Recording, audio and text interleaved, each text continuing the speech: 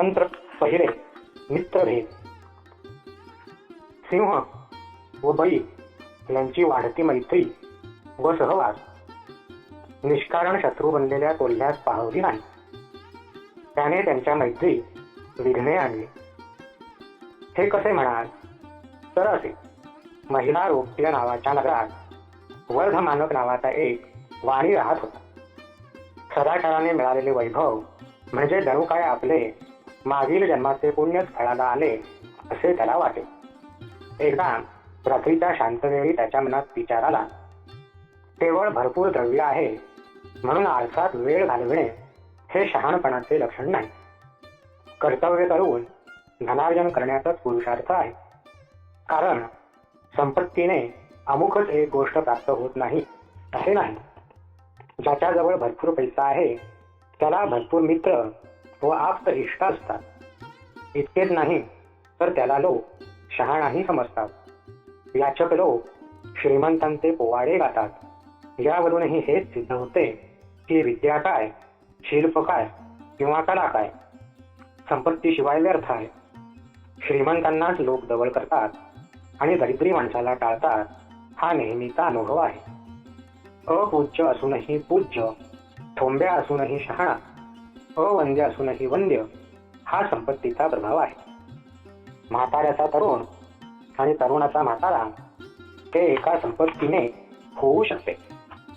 आता संपत्ती मिळवायचे 6 मार्ग आहेत. पहिला भिक्षाटन, दुसरा राजसेवा, तिसरा शेती, चौथा विद्यादान, 5वा सावकारी आणि 6वा व्यापार.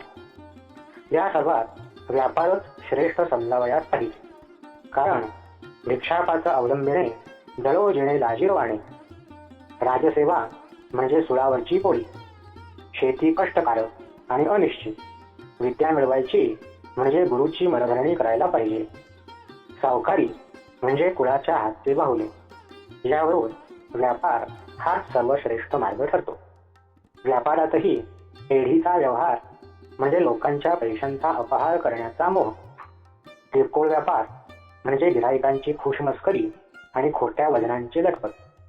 तेव्हा परदेशाशी व्यापार हाच उत्तम मार्ग दिसतो.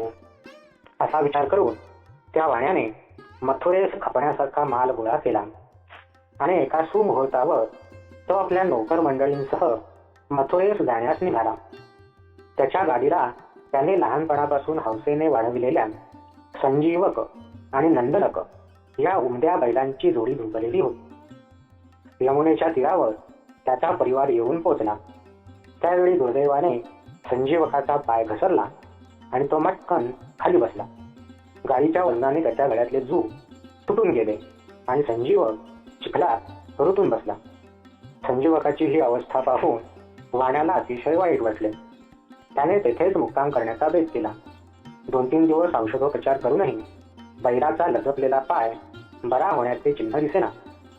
बरोबरच्या लोकांचा अरण्यात जास्त दिवस राहण्यात विरोध दिसला.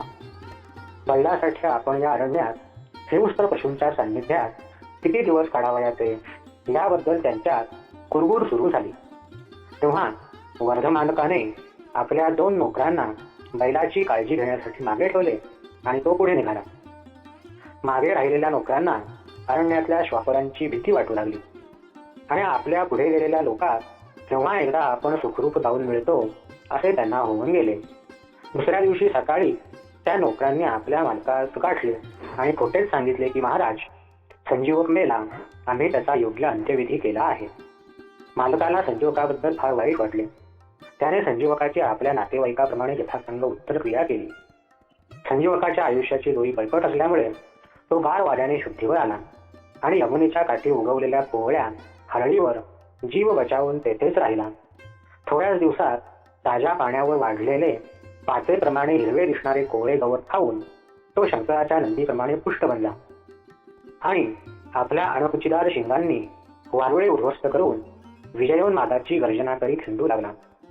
रानावनात टाकून दिलेला प्राणी तगावा आणि ज्याच्यासाठी प्रयत्नांची शिकस्त करावी त्याला जगविण्यात यश येऊ नये यावरून देव तारी त्याला कोण मारी हेच खरे. एकदा त्या वनाचा राजा पिंगळक नावाचा सिंह आपल्या अनुचरांसह यमुना तीरावर पाणी पिण्यासाठी आला असता संजीवकाची मेघासारखी गंभीर गर्जना त्याच्या कानी पडली. ती ऐकताच त्याच्या हृदयाचा थरकाप उडाला. परंतु आपण भ्यालो नाही असे दाखवी तो पाठाजवळच्या एका वडाच्या झाडाखाली आपल्या अनुयायांचे कोंडाळे करून बसला. राजाचा जुना मंत्री कोल्हा याची 2 मुले त्याच्याबरोबर होती. त्यांची नावे करटक व दमनक. राजाची त्यांच्यावर गैरमर्जी असल्यामुळे त्याच्याजवळ बसण्याचा मान त्यांना मिळत नसे. ते दूर बसून आपसात कुजबूज करू लागले. दमनक म्हणाला, आपले महाराज तहान लागली म्हणून पाणी पिण्यासाठी आले, परंतु पाणी न पिताच आपल्या अनुयायांचे वर्तुळ करून असे अस्वस्थ होऊन का बसले आहेत? तुला असल्या लांड्या चौकशा फार लागतात. करटक म्हणाला. असल्या अव्यापारेषु व्यापार केल्यामुळे पाचर मारलेल्या लाकडात अडकून वानराला प्राणाला मुकावे लागले. दमनकाने विचारले, हे कसे? करटक म्हणाला, ऐक तर.